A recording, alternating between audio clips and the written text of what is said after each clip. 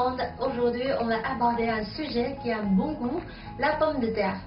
L'histoire des pommes de terre a commencé il y a environ 8000 ans sur les hauts plateaux de la cordillère des Andes. Et c'est le pharmacien M. Parmentier qui a joué un rôle essentiel dans sa promotion en France.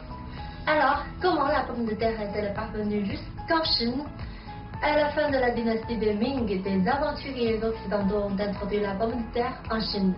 Dans son livre Traité complet d'agriculture, le grand savant chinois Xu Guangqi a mentionné la pomme de terre et fourni l'une de ses premières descriptions de l'histoire de Chine.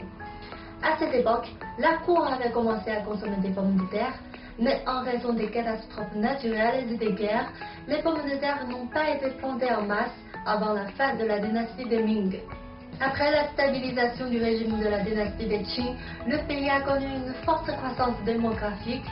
En vertu de sa courte période de maturité et de son rendement élevé, la pomme de terre a joué un rôle important pour résoudre le problème de l'alimentation de masse.